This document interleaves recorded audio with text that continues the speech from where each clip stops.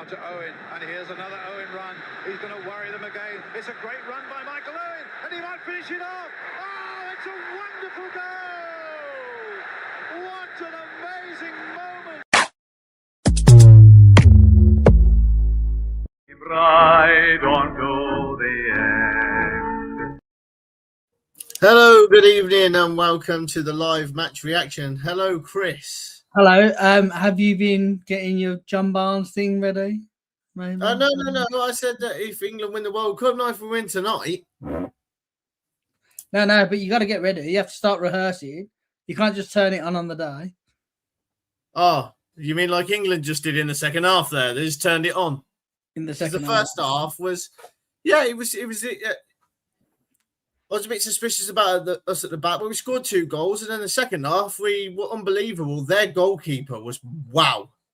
Honestly, some of the saves he was making, I was thinking this could be our downfall here, but we finished the job, got the job done, scored 4 goals, cannot complain.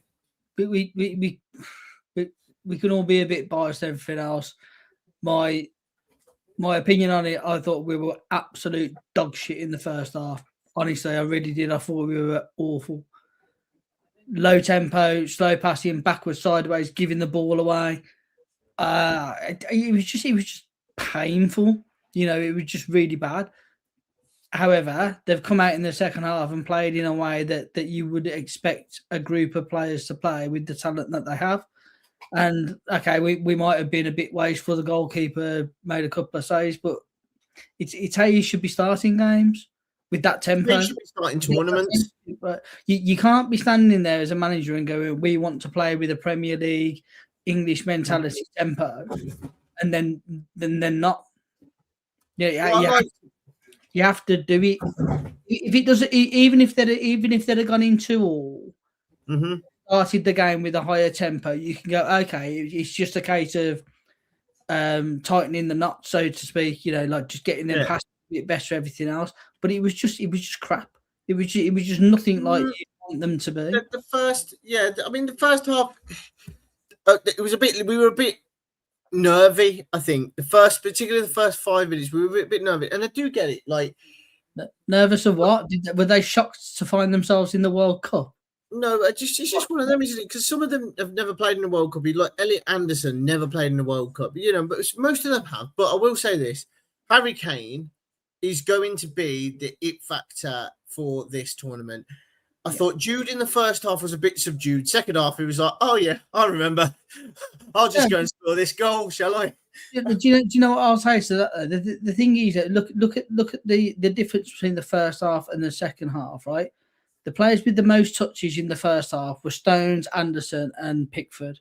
The players with the most touches in the second half were Kane, Jude, and Anderson again. But in their half, it makes a massive difference. It was just I couldn't really understand what they were trying to do that first 20 minutes or so, even after we scored. I mean, let's face it, when we had a stroke of fortune with Croatia not knowing how to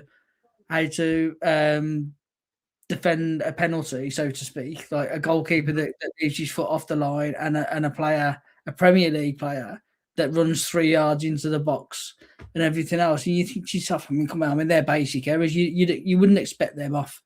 But you wouldn't. I mean, you don't see many penalties retaken these days for that. No, you don't. Do you know what though? I actually really enjoyed the fact that they did do that, because it's a law, and I was explaining this to my wife during the first half. She said, "Well, why was it retaken?" During your John Barnes rehearsals, you mean? You've got to hold and give and do it at the right time. You can't be slow or fast. You must get to the line. They must hit you and hurt you. Defended attack. There's only one way to beat them. Let's get round the back. So catch me if you can. I'm an England man. That's why I'm going to leave it at, because I'm going to finish the rest of it off when we win the World Cup, mate. However, I just thought I'd give you a bit of a preview. But one thing I will say is, you said you touched upon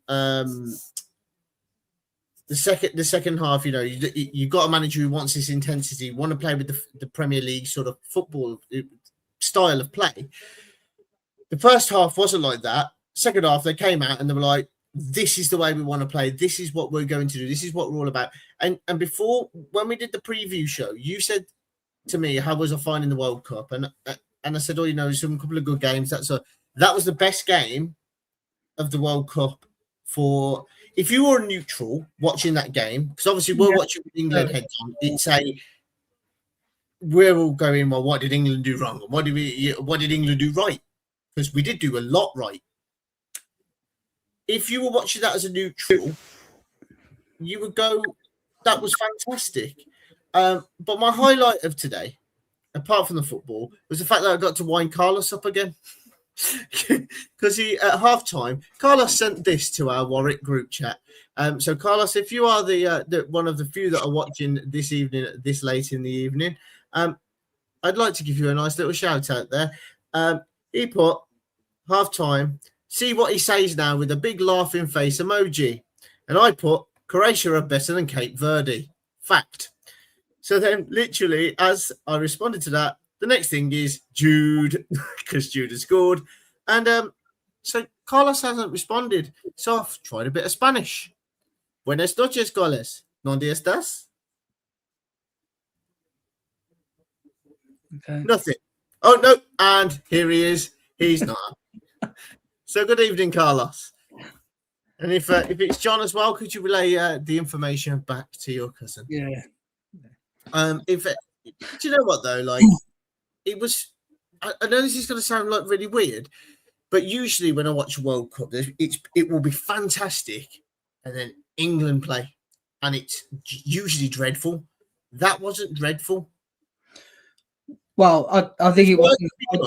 I do honestly think it was in the first half. That is my honest opinion. Yeah, and that's fair enough. I think there's work to be done, but as a first game, when you go, okay, we scored 2 goals in the first half, but then conversely, their first goal was class. Like, it was unstoppable. Second goal was stupid.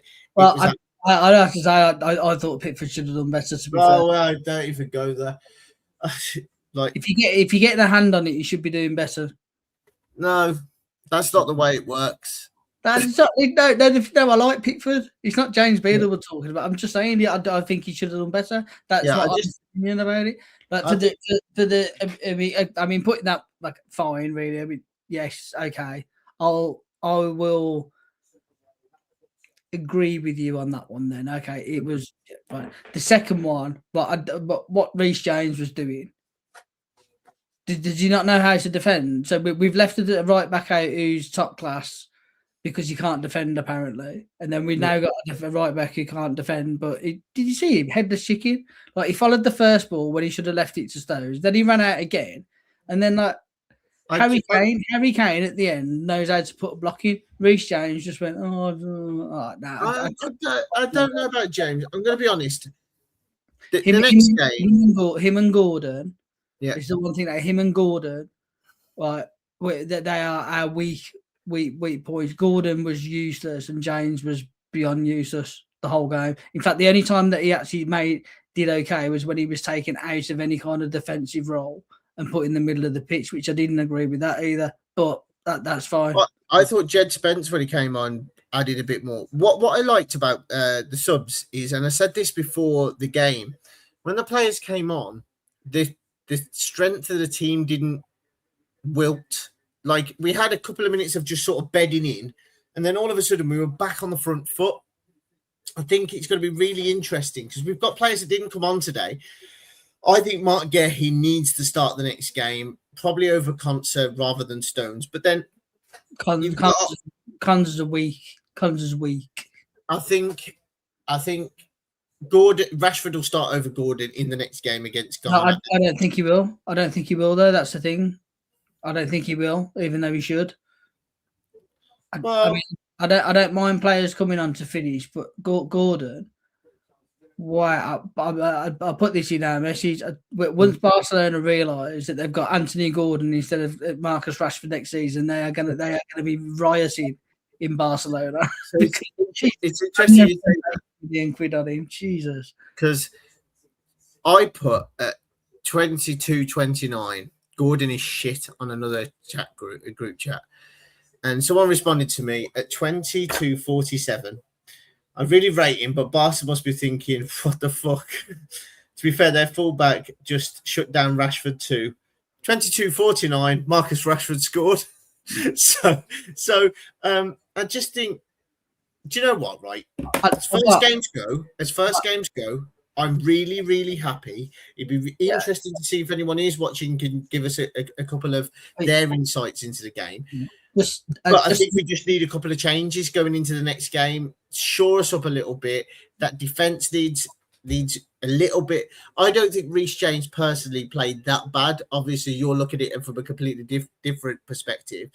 But I think that we've got players now that can come on, like him coming off. So I can openly admit when Jed Spence got picked in this England side, my jaw dropped a little bit as if to say, well, we've got Trent Alexander-Arnold, we've got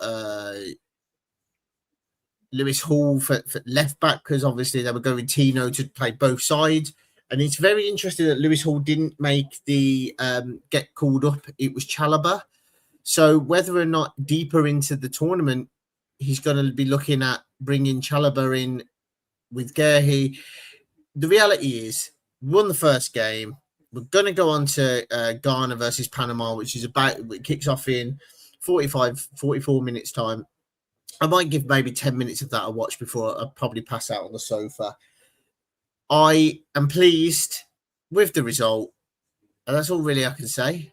Just as a sidebar, just going back to the Anthony Gordon thing, I mean, we get to see him play at St Andrews in pre-season after Blues announced to Barcelona. No, he won't be there because we'll be winning the World Cup, mate. So he'll be on holiday. But yeah, are we doing a bit of a news feature on that? Because there's been a lot of news coming out of the club this week, and what I wanted to do is not do a load of the news content and go, oh, I've got to do another one, and because obviously we signed Solis, and then we've signed, there's rumours that Jay and Damari might be going, and then there's, but we don't do things on rumours, though, do we? No. So Fabrizio Romano, sorry, he tweeted about Damari Gray has something in his contract that he could go, but we don't do rumours. But also, what on earth is a Tottenham centre back who's at the World Cup tweeting about that for? I thought that was funny. That's Christian Romero. It's all right. The other day on Talk Sport, someone called him Romario, completely different guy.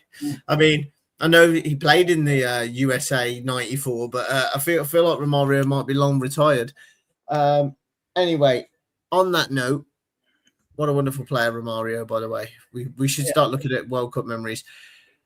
On that note, England 4, Croatia 2. It's still coming home. Keep right on. From Andrew and Chris.